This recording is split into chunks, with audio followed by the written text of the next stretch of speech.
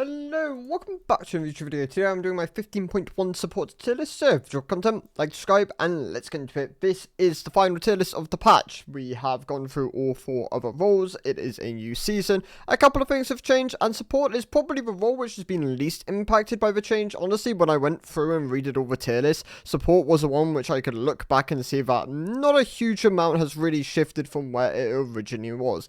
That being said though, I still want to go through it to talk about what has changed, what's kind of doing a bit better at the moment, what I would recommend, and let's get into it. So the D tier is going to consist of a couple of champions at the moment. I've re-added Twitch by popular demand. He's still a D tier champion. He is pretty bad in the current state of things as a support. He had his WAP ratio buffed this patch.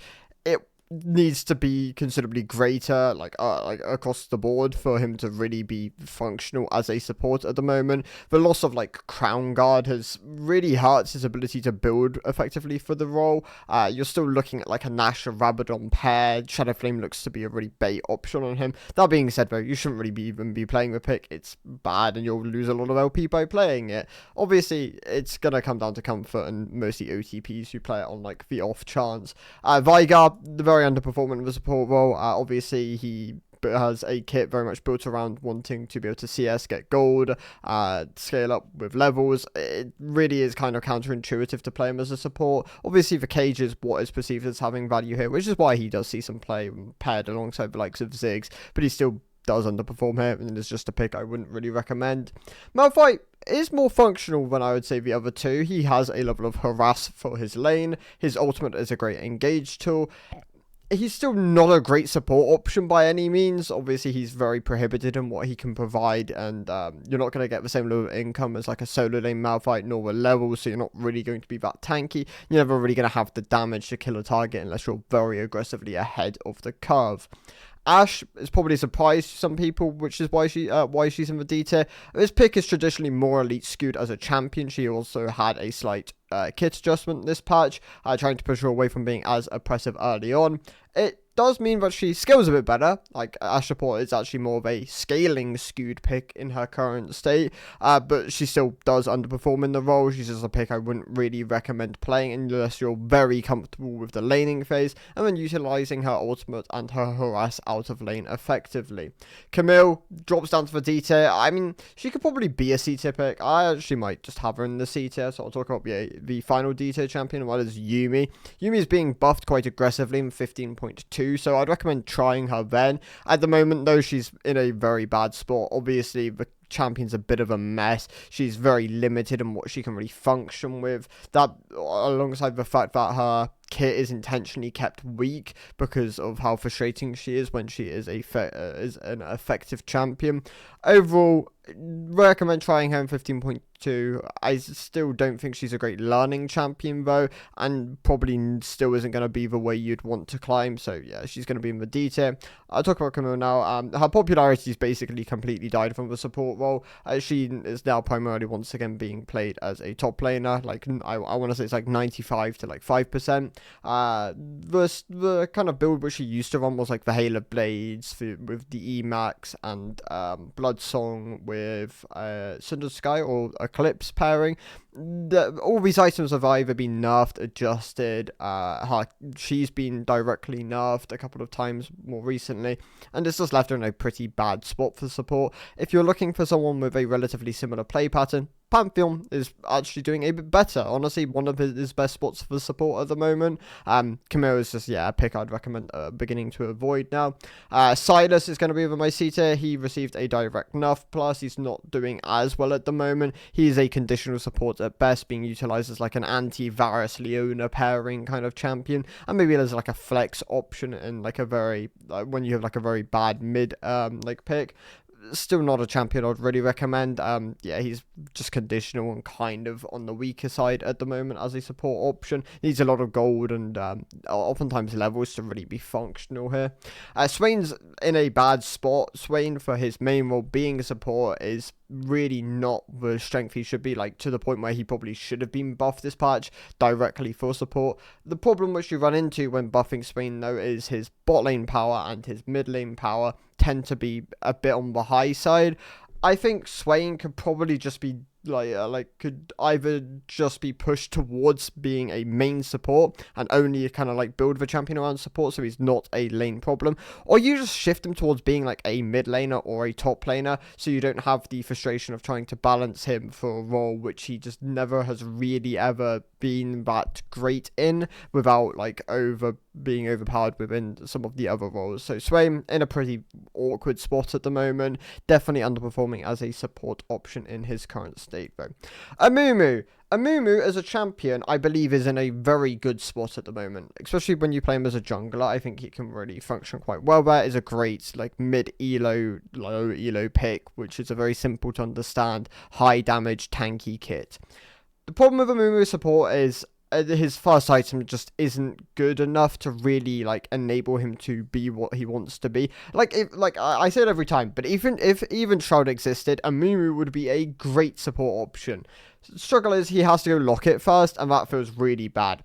Abyssal is probably broken in its current state. I'm more than guaranteed it's broken at the moment.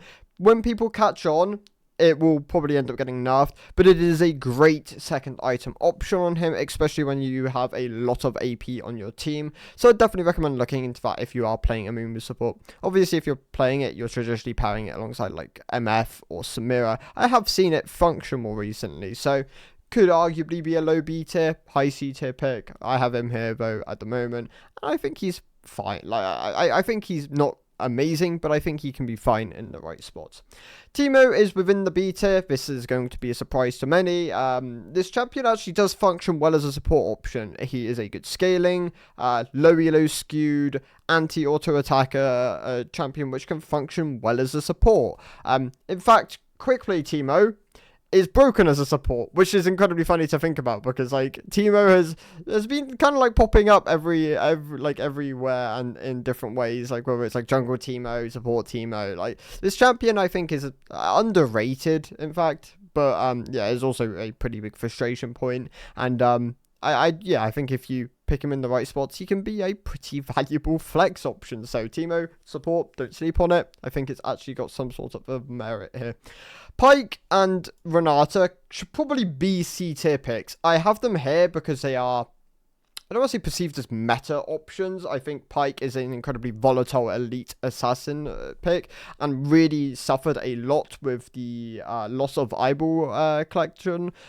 Losing that and the tree is just a power down for him. So I think he could probably be dropped down to the C tier in his current state. With the buffs to the options within the row when going into 15.2, I could probably see him dropping back up into the B tier.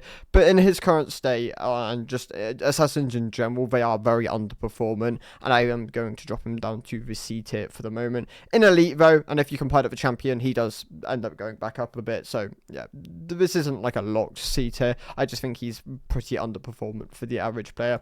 Renata could also probably be dropped onto the C tier. She's a bit of a conditional support, oftentimes reliant on being able to play her with specific pairings like Kalista, for example, who obviously isn't traditionally a good mid-elo champion, tends to be very strong in when piloted by people who understand the full functionality of her passive. Renata's not a terrible pick though. Like, you can still definitely make her function with a lot of the traditional on-hit and crit marksman. I have her as like a high C tier, low B tier option. When we rattled off a lot of the wardens, I guess you would say, of the support role. I mean, I don't know if you'd classify Rakan within that bracket, but like Rakan, Nautilus, Blitzcrank, what else have we got here? Let me find Blitzcrank real quick.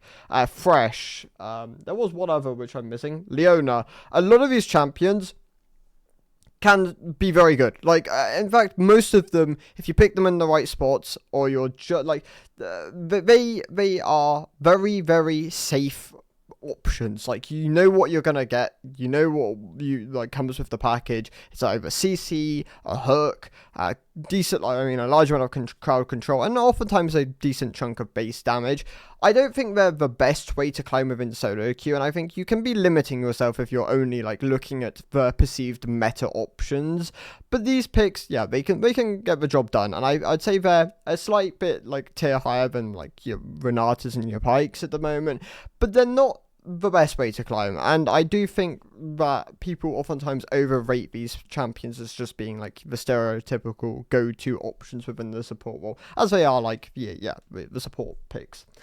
Zac and Shen have dropped down over time. They've both been directly nerfed and are just not performing as well in the support role at the moment. I did have them as A tier picks, but the nerf towards Heartsteel has also hurt Shen a bit. There is some like Deadman's iteration, so I don't think he's locked to B tier. I think Zac is a bit weaker though at the moment, with the Q nerfs definitely hurting his ability to lane and harass within the support role.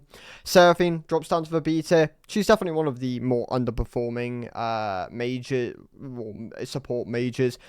She she's in a better spot than she has been for a long time. Like, Seraphine's support was bad for a while. It's now playable. Like, it's fine. Like, if you want to play her, then you can definitely get the results.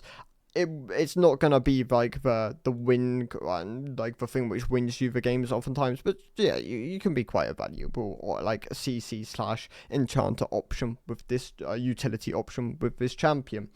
Then we rattled off some of the AP mages, the likes of Zoe, LeBlanc. LeBlanc's dropped down from the A tier to the B tier. She's received a couple of direct nerfs, so that has hurt her a bit. But support LeBlanc traditionally is a bit easier to play than mid lane LeBlanc. You don't really need to focus on CSing and laning, which is one of the difficult parts of LeBlanc, like understanding how to like manipulate the wave and like trading oftentimes can be quite a hurdle for mid lane LeBlanc. In Zoe's case, she should be good in support. Like, Zoe as a champion is a gold scaling, doesn't really need a large amount of XP to be functional champion.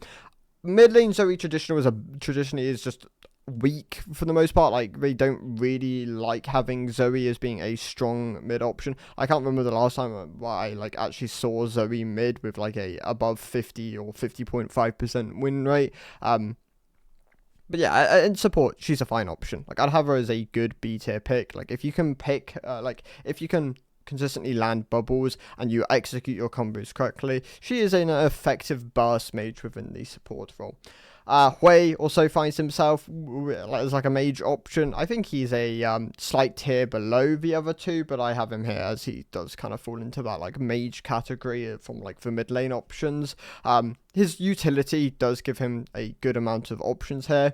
The utility, the damage, he does want levels a bit more than the other options here, which is I think one of the prohibiting factors from like pushing him a slight bit above. But yeah, he does have good utility outputs and like raw damage, so he can definitely function here. The other options here are Galio, who's also, I believe, dropped down from the A tier to the B tier. He's also not performing as well at the moment, also struggling, kind of akin to Mumu, with not having a great first item option, of having to lean more towards the Locket or Trailblazer sometimes. Brand should be better. Like, Brand is in a pretty poor spot for support at the moment. In fact, Brand's best role is probably bot lane, which is not where I think he should be like best at. Jungle Brand's basically gone now. They nerfed it quite aggressively and its popularity's basically completely fizzled away. Mid brand, support brand, traditionally better in lower MMRs, but both aren't doing as well at the moment. So yeah, he drops down to a B tier at the moment. You can still definitely make him function. You can still output a huge amount of dot damage, but I would recommend the likes of Zyra over him in his current state. I missed Alistar. Alistar was meant to go alongside these ones over here. I think Alistar, once again, kind of like the other traditional supports, can be very valuable in the right spots, and if you pilot it well, but can also be kind of just meh if you just aren't getting like a lot of value out of the champion. He's once again not gonna be the same level of agency as some of the champions in the slightly higher tiers. Morgana also sits within the B tier. I don't like Morgana as a champion, just like as a support option. I think she's got like clear limitations in what she can do. She basically is missing two abilities a lot of the time. Like, her ultimate and W are very hard to use in like certain compositions. Obviously, if you can get into melee range and you can utilize that ultimate, or you're going like a Liandry's with like a W max, then you can change things up and you can make some things work. But traditionally, you're just playing like a Q max utility Morgana build, and if you can land your snares on the targets and you're getting black shield value, she can be an effective pick. If you're not, then she tends to be kind of useless. So she struggles to really jump up into the A tier, although she, albeit she traditionally sits at an above 50% win rate, she's still not a pick I'm going to really recommend ever as like a support option, unless her numbers are just straight up too high, in which case then yeah, she can like surpass the B tier. Bard leads us off in the A tier. I don't like Bard for the, I like how the application is broken, but it's very nice. I actually have it done on the other one. Nice. But, Bard as a, I'll just talk about it from here. Bard as an A tier option is, Bard is a hard to play champion. Like, if you can make Bard work and like you're utilizing his like aggressive base damage, his CC, his his tools for like map mobility and pick potential, he's a very, very effective pick, and he can be one of the best ways to climb as a support. But he does have a barrier to entry. He is not like traditional supports. He obviously has the unique aspect of Meebs and having to roam around the map to really become like this effective champion. And that can be, yeah, the barrier to entry on this pick. I do think he's good though, and I do think he deserves a spot in the A tier. There are loads of Bard builds, and I believe the static one is probably his best performer at the moment. I could be slightly wrong. It might be like a Dead Man's variation, but like static into Dead Man's was what I remember being good. There are like Trailblazer variants, I believe, which can also function on him. But yeah, Bard, since it's a low A tier option, if you can make him work, then yeah, he can be a very valuable pick. But if he's not mandatory by any means, I do like him paired alongside the likes of Jhin and Kate, though, if those are the kind of champions you want to play with.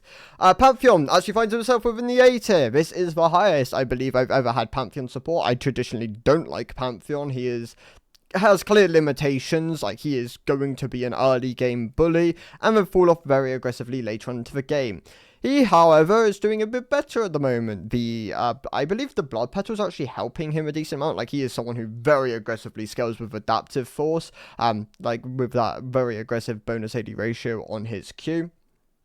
And overall, yeah, I have him as an A tier option now. Great, like, individual pick potential, great solo damage output. He is a great champion if you're looking for a bit more agency in the support role. Obviously, if you're playing support, then traditionally you're not going to want to play Pantheon because you want to play someone with a bit more utility output. But Pantheon is there as an option for you.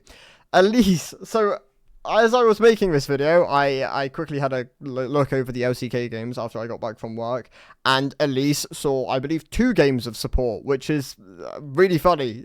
So I believe Damwon played a game of Elise support. Actually, did they? Yeah, I believe Damwon played a game of Elise support. I believe T1 played a game of Elise support. And Carrier played a very good game of Elise from what I saw.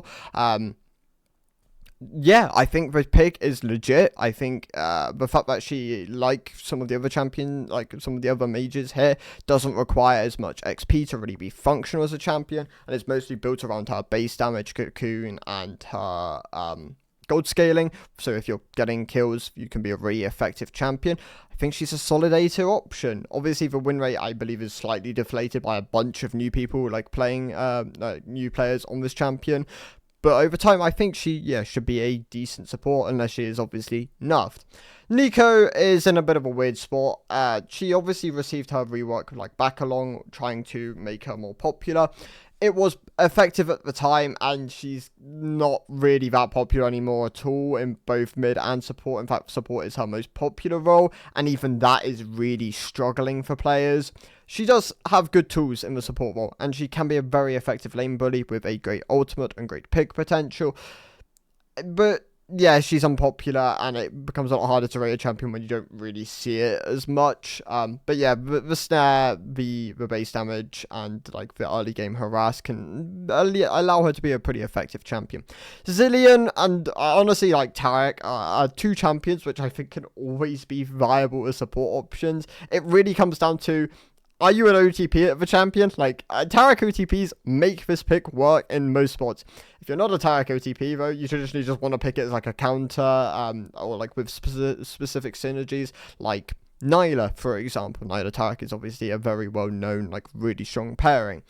But yeah, I think both these picks are very solid A tier options, and you can make them work if you put the time into playing them. Karma finds herself within the A tier, which is honestly a surprise. I think this champion, with a couple of buffs and with like some changes in builds. I think she's doing a bit better at the moment. She's still not gonna have the same level of enchanter outputs as like standard enchanters later on into the game, but she doesn't need to. She has really strong lane harass and like push, and that can really enable her to be quite an effective support option if you are looking to move your ADC around the map and you're just looking to really bully the enemy bot lane. I think she's now a solid A tier option. Senna also finds herself within the A tier. There are like, we've gone back towards the Cleaver variant of Senna. There was like the Echoes of Helia, Moonstone, Dawncore variant at one point. And there is like, there are some different builds which you can like function with on Senna. And I do think she's in a fine spot at the moment. She's still very vulnerable to hook champions. That has always been traditionally what Senna struggles into, as she is one of the squishiest supports in the game, and one rotation of like a hook champion can oftentimes be enough to kill her, and then utilizing that to like snowball into the marksman. She can definitely struggle in those situations, but into some of the melees which don't have the tools to get onto her, and some of the enchanters, she can definitely function as a very effective pick. Some of my enchanters within the A tier are the likes of Sona, Soraka, Milio. I think all these picks are pretty good at the moment. Sona obviously is notorious for being disliked playing with, like people don't like playing with Sona, but I think the champion is in a pretty effective spot at the moment, outputting a decent amount of movement speed and utility tools, the ultimate being like able to be more rotated, like once you have the full stacks of Crescendo. She is in, I'd say a decent spot at the moment. Soraka, still a great healing support. Her ultimate is a very powerful ability. Milio tends to be a bit more synergy reliant, but can be very effective as like a side option to like Lulu, for example. Like I think both Lulu and Milio traditionally want to play with relatively similar marksmen, and both, I'd say are in pretty decent spots at the moment. Lulu a slight tier above, like I'd recommend Lulu like quite a bit if you are pairing her with the right things. But Milio still a great option. Some of the AP damage picks within the A tier, the likes of Xerath and Vel'Koz, still very good artillery options. I have Vel'Koz as a slight tier, or like slightly better than Xerath at the moment. Vel'Koz received buffs more recently, and it really did help him quite a bit. Lux has dropped down from the S tier to the A tier. I still think if you give this champion a lot of gold, she is a very powerful burst mage. If not, then you can like have the fallback pattern of like a utility build. It's not going to be as effective, but it is something there for you. I do think she's slightly weaker though at the moment, so I have dropped her down to the A tier. Some of your more niche AP picks within the A tier are like your Fiddlesticks and your Shakos. I think both these champions can be really effective if you like understand how to play with them, or like you've put the practice in on them. Shaco obviously had the Malignance bug fixed this patch, so that isn't going to be like inflating his win rate anymore, but he's still an effective AP option. I think this champion has a lot of control tools, a lot of just damage on his boxes, and can be a very effective A tier pick. What else we got? So we got Maokai, who I should like group together some of the other like tanky options, like your Maokais, your Borms, and your Tarms. Tarm and Borm are good defensive options. In Tarm's case, he's a bit more offensive output. Like he can oftentimes find himself just solo killing the AD carry, for example. He's being nerfed in 15.2. I think that will probably be the end of Tarm's support's reign, but it was a good run, and I think the champion was very underrated for a while until people really picked up on him. In Borm's case, he's a great anti-engage option, being very effective into the likes of Nautilus, Alistar, stuff like that, for example, which he is a great time like shutting them down and not really giving them the accessibility which they want onto your backline. And then Maokai doing a bit better at the moment. He's a three-way flex pick, being a very effective like top lane option. Actually, he's not as effective anymore. The Unending Despair nerfs did hit him, so I that isn't quite as true. Maokai, still a decent top lane option, still a decent support option. Pretty much gone from the jungle, but if you really want to play him there, he is still I believe we still see competitive jungle Maokai, because he's a low econ like tank jungler with a great ultimate and very effective vision control with his E. Obviously the vision control of the E and the ultimate are like two of the main tools for support, but he's decent base damage. You only once you have level 9 on Maokai, that's really most of what you need, and level 13 is kind of where you cap out with like your WCC duration. Obviously you go all the way, but you get the idea. Maokai works really nice in a Trailblazer, a very effective A tier support option. And then my S tier consists of Realm, who got buffed very aggressively after they did the changes to her. It put her in a very solid spot, and I think she's a very deserving S tier champion. Would surprise me if at some point soon she does end up getting nerfed, but she's safe for 15.2, so definitely one of my more recommended engage options, if not just my most recommended engage option. Poppy's definitely fallen down towards the lower end of the S tier, possibly even close to the A tier now. The direct changes to her, like I believe 3 patches in a row, have finally like started to move her down. They pushed her like away from being as good support, was trying to keep both jungle and top lane Poppy relatively neutral. Still think she's a fine top laner and still a better support, but definitely not going to be as like pick ban as she was like in previous iterations where she was definitely doing a bit better. Zyra is my damage option of the patch, or like my DPS option of the patch. She pairs really nicely with a lot of the ADCs at the moment. Her pairings like MF, for example, just being able to have that like the slows, the crowd control, the ultimate, and like the AoE, just can be really effective. But she can function, a lot of the marksman option, and just as a standalone pick, she can output so much damage, and is definitely like an option there for you if you do enjoy her. And then my 3 enchanters are Nami, Janna, Lulu. Nami is by far and away probably my standout enchanter pick. She is my pick of the patch for the support role. Really functioning super well with a lot of the mages which have come into the bot lane, alongside some of the marksmen which are really effective at the moment, like your Corkis, your MFs, for example. She pairs really nicely with them, and like your Brands, your Victors, your Hueys. There are so many champions which Nami works really well with, and she's definitely thriving from that. Janna and Lulu are a bit more conditional. Like Janna, you want champions which like work nicely with your E and into specific compositions which want to dive onto you. In Lulu's case, you want champions with like traditionally a good amount of on hit, which can utilize the attack speed effectively, and then when you rush like an Ardent, you can really like spike as a champion. Kog'Maw is obviously like the traditional one, but there are other champions like Jinx, for example, which can function really nicely with the Lulu. And those are my thoughts. So Nami, gonna be my recommended enchant of the patch. Rel, probably my recommended like engage option. There are a decent variety of picks for you have accessible to you at the moment. Like the S, A tier, and B tier for the most part have like loads of viable champions which you can pick in a lot of spots. And yeah, I would recommend Nami, Rel. That's my tier list for the patch. So thank you guys for watching. I'll see you in the next one. Goodbye.